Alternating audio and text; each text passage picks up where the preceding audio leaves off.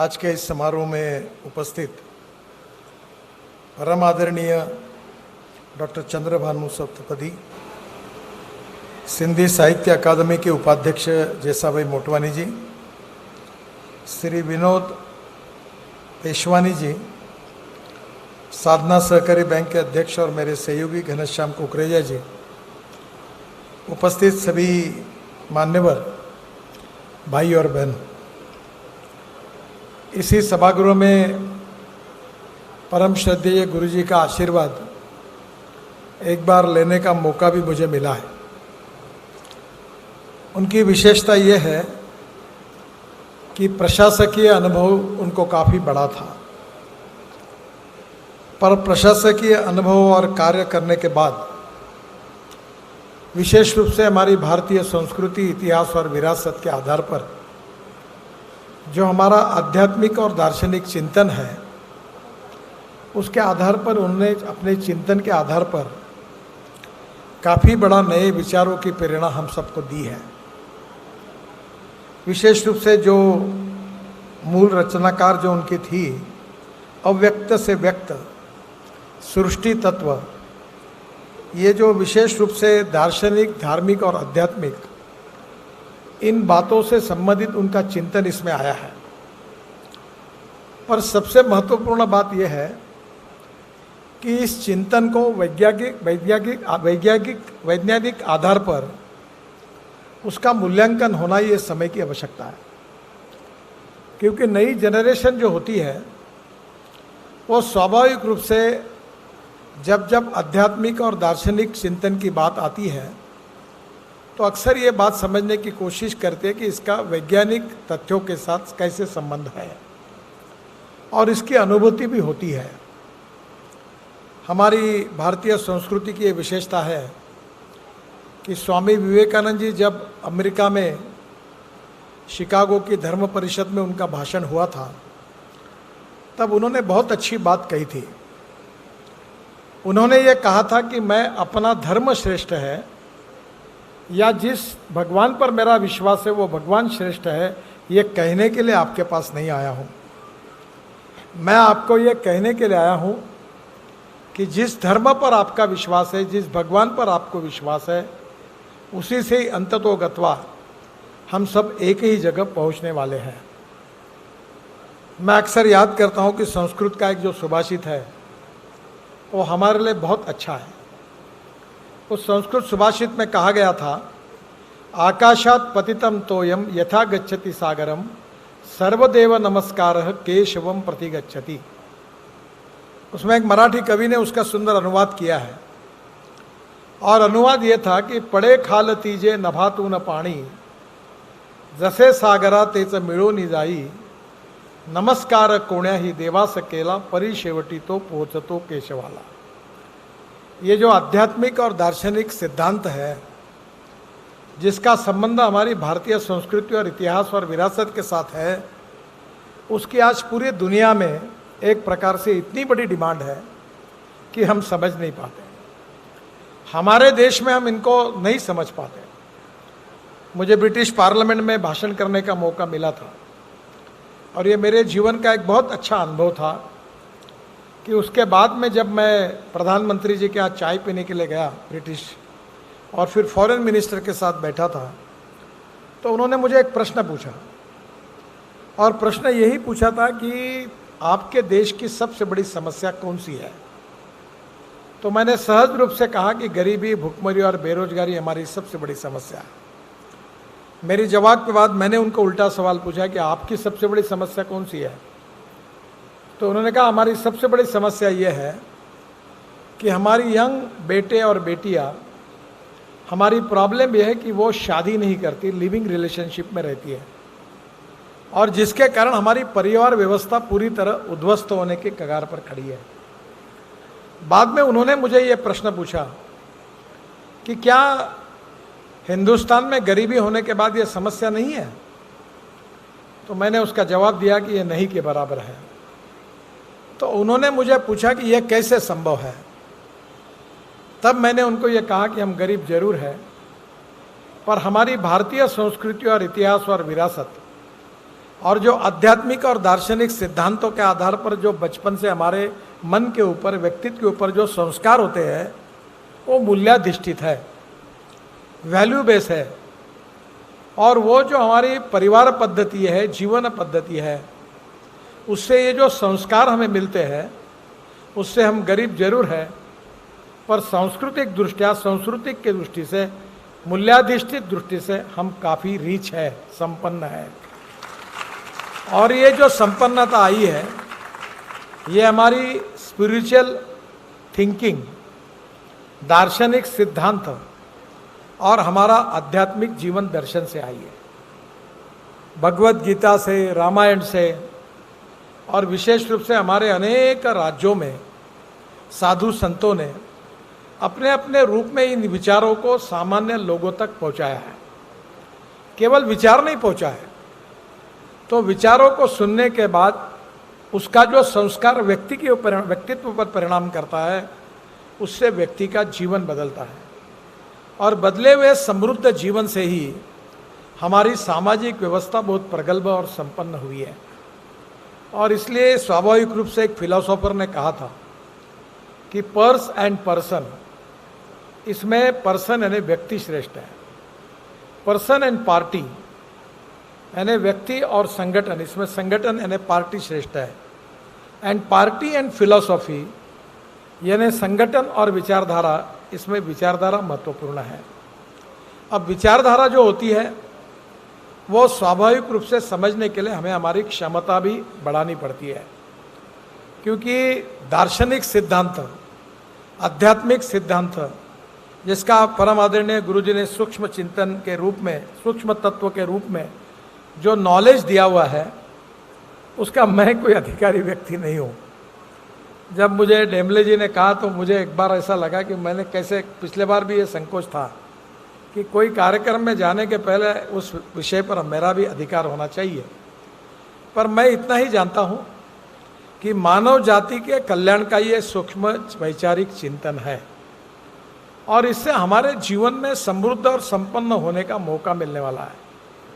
अब जो जीवन होता है वो भौतिकवाद और भोग विलास में डूबा हुआ रहता है, कहीं ना कहीं स्वार्थ, ईर्ष्या, आकांक्षा, महत्वाकांक्षा जीवन में होती है, और ये मानवीय स्वभाव भी है, इसमें कोई गलत नहीं है।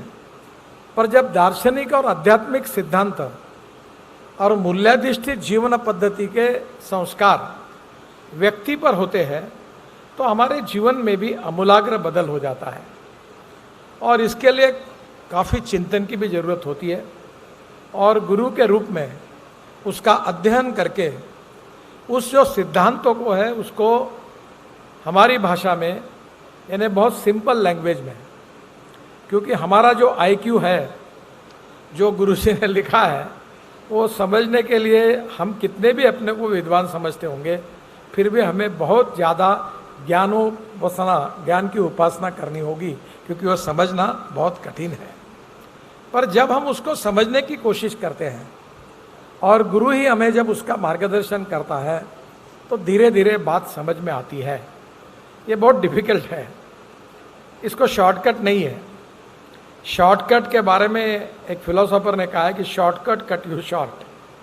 तो ये समझने के लिए ईयर्स टू ईयर भक्ति, आराधना, और इसके आधार पर फिर उसका एक प्रकाश हमारे मन में, हमारे व्यक्तित्व में, हमारी आत्मा, मन, उसके साथ एक जीवन दर्शन का जो संस्कार मिलता है, उसकी अनुभूति से हमारे जीवन को हम बदलते हैं। और इसलिए आज तो हमारा जीवन बहुत ही आत्म केंद्रित है। हमें लगता है कि हम बहुत होशियार हैं, हम बहुत धनवान हैं, और हमें ये भी लगता है कि हम इन सब बातों से हमारे जीवन में सब प्रकार के सुखों को हासिल कर सकेंगे। एक बहुत विनोदी उदाहरण था कि एक व्यक्ति एक झूले पर झूल रहा था, तो उसके मित्र ने कहा, अरे ऐसे क्यों बैठे हो, जाओ कुछ काम करो। तो बोले क्या काम करूं? कोई बिजनेस करो, कोई धंधा करो। तो बोले उससे क्या होगा? बोले बहुत पैसा मिलेगा। पैसा मिलने के बाद क्या होगा? बोले अच्छा घर होगा, अच्छी गाड़ी होगी, सब कुछ होगा। फिर उसके बाद क्या होगा? बोले बहुत आनंद होगा। बोले उसके बाद क्या होगा? फिर झूलते रहो आनंद से। बोले वही तो कर रहा हूं। इसका अर्थ एक है कि बंगले से और मर्सिडीज गाड़ी से सुखों को हासिल हम नहीं कर सकते। अगर हमें कोई शारीरिक बाधा निर्माण होती है तो हमारा पैसा काम में नहीं आता, हमारी सत्ता, संपत्ति, ऐश्वर्य, नॉलेज काम नहीं आता। पर नॉलेज की भी आवश्यकता होती है, और इसलिए अक्सर मैं दो बातों को आग्रह से याद रखता हूँ कि innovation, entrepreneurship, science, technology, research, skill and successful practices, even spiritual science, आध्यात्मिक, धार्मिक और दार्शनिक जीवन दर्शन, मूल्याधिष्ठित जीवन पद्धति, वैल्यू बेस्ड एजुकेशन और परिवार पद्धति से जो हम संस्कार लेते हैं, ultimately it comes under the one head, that is knowledge. And knowledge is the power. केवल science and technology and research में जो सक्सेसफुल टेक्नोलॉजी होती है वही केवल नॉलेज नहीं होता। Knowledge is a power and conversion of power into wealth, ऐसा मैं कहता हूं। पर wealth is not the ultimate. हम उत्तम, अधिक उत्तम, सर्वोत्तम अप टू इन्फिनिटी है। We cannot catch your own image.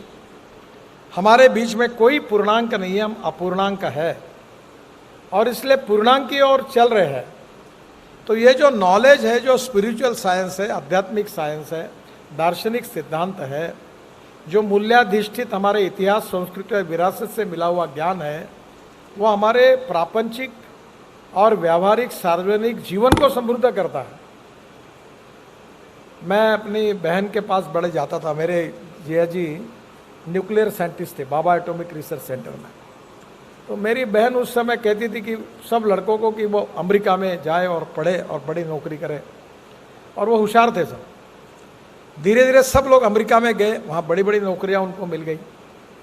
फिर जब बहन के पास जाता था तो वो बोलती थी मैं अकेलापन महसूस कर रही हूँ, अब मेरे पास साथ कोई नहीं है।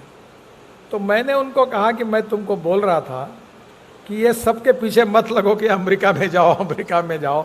तुम तब इतना जैसे कि हर अमेरिका में जाना ही चाहिए, वहीं नौकरी करनी चाहिए, आईटी इंजीनियर बनो, ये बनो, सब अमेरिका में गए, अब तुम अकेली पड़ी हो। तो अभी घर की व्याख्या, मुझे एक मराठी कवि की कविता मैंने सुनी। अब शायद आप गुरुजी मराठी नहीं समझ पाते होंगे, पर मैं बाद में आप ट्रांसलेट करके जरूर बताना। उन्होंने एक सुंदर कविता की है, उसमें श्रीधर फडके ने गीत भी गाया। घर असावे घरा सारखे नकोच नुसत्या भिंती, घर असावे घरा सारखे नकोच नुसत्या भिंती, तिथे असावा प्रेम जिवाळा नकोच नुसती नाती, त्या शब्दांना अर्थ असावा नकोच नुसती वाणी, अश्रुतूनही प्रीत झिरपावे नकोच नुसते पाणी। बहुत सुंदर कविता यूट्यूब पर मिलेगी आपको। मिसेस लेमे करके पुणे की लेखिका है, और बुरी कविता है। और वो घर कैसा होना चाहिए कि केवल दीवारें होना, marble, granite, air conditioning, furniture, वो घर नहीं होता। और ये घर होगा और रात को सब माँ, बेटे, पिता, पुत्र सब रात को ड्रिंक्स लेंगे और धिंगाड़ा करेंगे, तो वो फर्नीचर का क्या उपयोग और वो घर का क्या उपयोग। तो घर में क्या होना चाहिए? प्रेम होना चाहिए। घर में क्या होना चाहिए? जिवाड़ा होना चाहिए। Relation between the two family person अच्छी होनी चाहिए, प्रेम, जिवाड़ा, सौहार्द, तो ये घर को मतलब है। और जब कोई संवेदनशीलता होनी चाहिए कि किसी को दुख हुआ तो उसके आंखों से पानी आना चाहिए। त्या शब्दांना अर्थ असावा नको तो नुसती वाणी। अगर बोलते समय बहुत बड़ा बड़ा बोल रहे हैं पर वो शब्दों को ही अर्थ नहीं होगा तो उपयोग नहीं होगा। और अश्रुतुन ही प्रीत झिर पावी। जब हमारे परिवार में किसी को दुख और दर्द होता है तो हमारे कार्यकर्ताओं को दुख और दर्द होता है, उसकी जब तबीयत बिगड़ जाती है तो हमें लगता है कि अपने परिवार का व्यक्ति अड़चन में है, उसको जल्दी आराम मिलना चाहिए। ये संवेदनशीलता होनी चाहिए। Social consciousness, social responsibility and social sensitiveness is a part of the humanity. और ये there is no college, no institution where you can educate this. This is only coming from samskar, and samskar is coming from दार्शनिक सिद्धांत, आध्यात्मिक सिद्धांत, spiritual science. और ये हमारी इतिहास, विरासत, संस्कृति की देन है कि उसके कारण हम समाधानी हैं, हम अच्छे हैं, हम एक दूसरे की मदद करते हैं, हम संवेदनशील हैं। और यही बातों का संस्कार हमारे मूल तत्वों में है, जिसका मैं बहुत ज़्यादा अभ्यासक नहीं हूँ, पर विशेष रूप से जो मूल तत्व अव्यक्त से व्यक्त इस हेडिंग में आया है, अभी मैं इतना ही समझता हूँ कि गुरुजी के मार्गदर्शन से और उन्होंने अपने अनुभव के आधार पर ये जो मूल तत्व का जो सिद्धांत है, जो हमारे जीवन को सही अर्थ में सुखमय कर सकता है। और हम कभी भी यही कहते हैं कि विश्व का कल्याण हो। हम ये अभी कुछ लोग कहते हैं, पहले बोलते हैं विश्व का कल्याण हो, पर शुरुआत मेरे से हो। हम ये नहीं कहते, हम कहते हैं विश्व का कल्याण हो, सबका कल्याण हो, और सबका कल्याण होने के बाद फिर आखिरी में मेरा हो। तो मुझे लगता है ये भारतीय फिलॉसफी की देन है। और डॉक्टर चंद्रभानु सतपथी जी ने मूल तत्व की मूल रचना से इस किताब में इसका वर्णन किया, और आज मोटवानी जी ने इसका हिंदी भाषा में अनुवाद भी किया है। तो मैं विशेष रूप से उनको बहुत बहुत धन्यवाद दूंगा। और एक बात मैं गुरुजी को कहूँगा कि गुरुजी, हम इन सब सिद्धांतों को समझाने में बहुत हमारे देश के विद्वानों ने इसके लिए बहुत काम किया है। मैंने देखा, मैं बर्लिन में था श्री श्री रविशंकर जी के कार्यक्रम में, तो उन्होंने मुझे, बहुत लोग थे, तो मैंने देखा लाखों यूरोपियन लोग, अर्जेंटीना के, जर्मनी के, यूरोपियन कंट्री के राष्ट्राध्यक्ष, पूर्व राष्ट्राध्यक्ष हरे राम हरे कृष्ण का जय जयकार कर रहे थे, हमारी भजन गा रहे थे स्टेडियम पर। और एक प्रकार से हमारे स्पिरिचुअल साइंस के बारे में वो लगातार अध्ययन करते थे। मूल तत्व का सिद्धांत हो, आध्यात्मिक, दार्शनिक जो ज्ञान था उसका अध्ययन करते थे। कभी कभी मन में ऐसा जरूर लगता है कि हमारा जो विचारधन है, हमारा जो स्कूल ऑफ थॉट है, उसका रिकग्निशन और रिस्पेक्ट हिंदुस्तान के बाहर जितना ज़्यादा होता है उतना हमारे देश में नहीं होता। इस बात का दुख और दर्द होता है। और इसका कारण जो है कि गैप बहुत बड़ी है। आप जो अच्छी बात कहते हो, समझने के लिए हमारी जो औकात, IQ, वो और थोड़ा विकसित करने की आवश्यकता है। उसकी कमी हमारे बीच में, जो हम समझने में कम पड़ते हैं। आप लोग ये कोशिश कर रहे हो समझने की, ये बहुत अच्छी बात है। और इसको समझने की कोशिश करने के बाद में उस विचार के कारण और संस्कार के कारण आप जैसे और मेरे जैसे सामान्य व्यक्तियों के जीवन में भी जरूर परिवर्तन होगा, यही मेरा विश्वास है। फिर से एक बार आदरणीय गुरुजी, मूल रचनाकार डॉक्टर चंद्रभानु सतपथी जी को वंदन करता हूं और अपनी बात को समाप्त करता हूं। धन्यवाद।